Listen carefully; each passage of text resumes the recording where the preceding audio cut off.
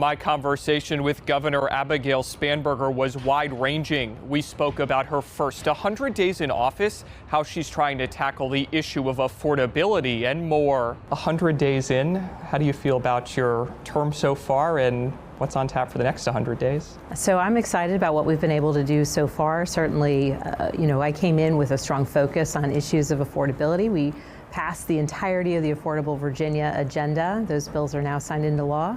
I appointed a great cabinet, and so the work that we've been doing across the administration, I'm very, very proud of. In your first 100 days, what specific actions can you point to, whether it's bills signed, initiatives undertaken that will bring down costs for Virginia families, and how specifically will Virginians see the effects of those actions? One of the challenges is that there's no one single action to take or lever to pull to bring down costs. And I'll use energy as an example. We had all of the bills related to energy affordability that were part of our agenda passed through the General Assembly. And those will have varying types of impacts. Something as straightforward as balcony solar will allow for an individual to be able to put a solar panel on their balcony or outside their house and offset just a bit their own energy bill.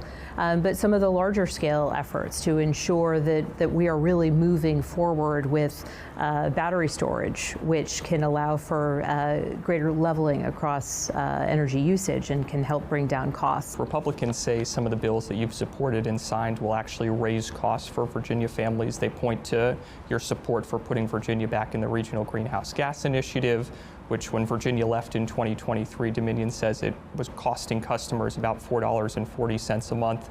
They also talk about your support for the paid family and medical leave program that employees and employers will pay into.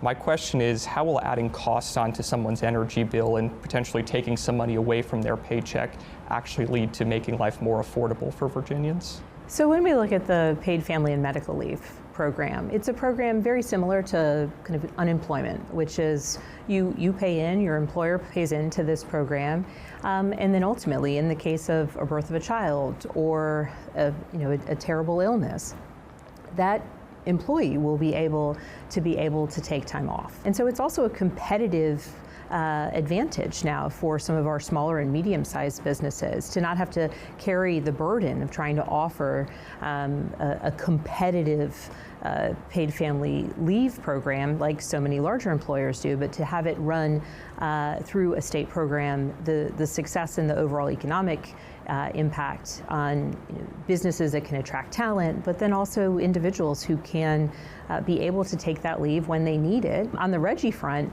those dollars go into programs that are meant to and that do lower costs through weatherization programs, through resiliency programs. And now I also spoke with Governor Spanberger about the criticism she's received from both Republicans and Democrats. Key legislation currently on her desk and the state budget. For that part of our conversation, head over to our website. At the state capitol, I'm Tyler Englander.